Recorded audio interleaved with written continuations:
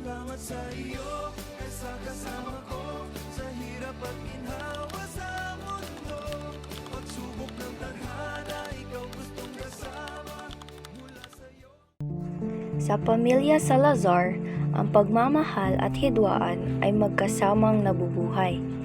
4 na magkakapatid na babae, sina Teddy, Bobby, Alex at Gabby, ang matagal nang hindi nagkita dahil sa kani-kanilang buhay at karera. Ngunit, isang balita ang nagbubuklod muli sa kanila. Ang bunsong kapatid na si CJ ay magpapakasal na sa kanyang girlfriend na si Princess. Ate Gabi! Magpapakasal na kami ni Princess. Talaga? Ang bilis naman yata. Kung saan ka masaya, susuportahan ka namin. Salamat.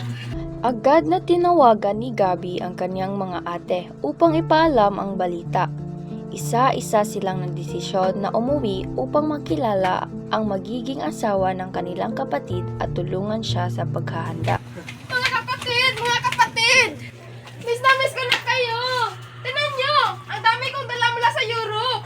Wow! International na talaga si Teddy. Baka may accent ka na rin. Siyempre naman! Pero iba pa rin ang lasa ng adobo sa Pilipinas! Sa kabila ng kanyang masayang disposisyon, dala-dala ni Teddy ang bigat ng kanyang mga personal na pagkabigo sa trabaho na hindi niya maamin sa pamilya.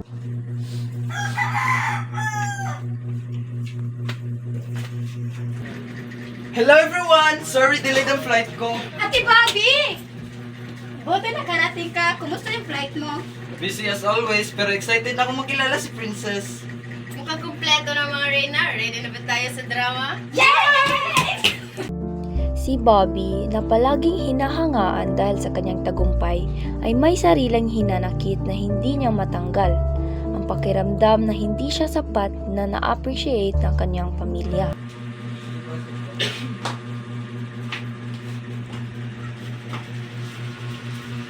Hello po mga ate, masaya po akong makilala kayong lahat. So, Princess, ano nga ulit yung trabaho mo? Nagtatrabaho lang po ako sa family business namin. Small enterprise lamang po. Small daw, pero ang laki ng bahay nila. Alex, be nice. Habang nakikilala nila si Princess at ang kanyang pamilya, nagsimula silang magduda kung tama bang desisyon ni CJ na magpakasal ng biglaan. Nagplano ang mga ate na pigilan ang kasal upang protektahan ang kanilang kapatid. Hindi ako kumpiyansa kay Princess. Parang may something off sa kanya. Agree! Parang hindi pa ready si CG sa mga ganitong malaking commitment. So, anong plano natin? Kailangan natin ng strategy. Pero, paano kung mahal talaga nilang isa't isa? Baka naman mali tayo nagnala. Gabi, ginagawa natin to para kay CJ. Nagkasundo ang magkakapatid na gumawa ng paraan upang ilantad ang tunay na pagkatao ni Princess at ipakita kay CJ na hindi pa siya handa sa pagpapakasal. Hoy Alex, bakit hindi mo sinunod yung pinag-usapan natin? Kailangan nating maging united dito. Eh kasi, hindi ko gusto ang mga paraan mo. Palagi na lang ikaw nasusunod. Hindi ito tungkol sa kung sino. Tungkol ito kay CJ. O baka naman, gusto mo lang na mas ikaw ang pinakamagaling dito. Sumiklab ang matagal ng tensyon ng pagitan ni na Bobby at Alex na may kinalaman sa nakaraan nilang alitan tungkol sa pag-ibig at karera. Lumabas ang mga matagal ng sama ng loob na hindi nila nabigyan ng pagkakataong pag-usapan. Alam mo, Gabi, minsan naiisip ko na tama ba naging desisyon ko sa buhay? Bakit mo naman nasabi yan, ate? Akala ko ba masaya ka sa Spain? Minsan kasi, may mga bagay na hindi totoo. Kailangan mo magpanggap na okay, kahit hindi naman talaga. Nandito lang kami ate para sa iyo. Hindi mo kailangan mag-isa sa mga pinagdadaanan mo. Sa pag-uusap na ito, unti-unting nabubuksan ang mga sugat at insecurities ni Teddy na palaging nagpapakita ng malakas na facade para sa kanyang mga kapatid. Bakit nyo ba ginagawa sa akin to? Hindi nyo ba kayo suporta ng mga ginagawa ko? CJ, ginagawa namin to dahil mahal ka namin. Ayaw namin masaktan ka. Pero nasasaktan nyo na ako ngayon. Hindi nyo ba alam na masaya ako kay Princess? Gusto lang namin siguraduhin na tama ang pinasok mo.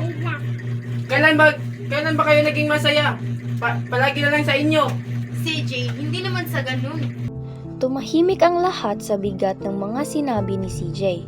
Napagtanto nilang sa kanilang kagustuhang protektahan siya, nakalimutan nilang pakinggan ang tunay na nararamdaman ng kanilang kapatid. Siguro panahon na para mag-usap tayo ng masinsinan. Hindi para kay CJ lang, kundi para din sa atin. Tama ka, Gabi. Ang daming pagkakataon na ang lumipas para intindihin natin ang isa't isa. Sorry kung naging masyadong controlling ako. Nais ko lang naman na maayos ang lahat. Sorry din kung hindi ko kayo pinakinggan at naging pasaway ako. Na-miss ko na yung dati nating samahan. Sa pag-amin ng kanilang mga pagkakamali at paghingi ng tawad sa isa't isa, unti-unting naghilom ang mga sugat na matagal nang bumababag sa kanila.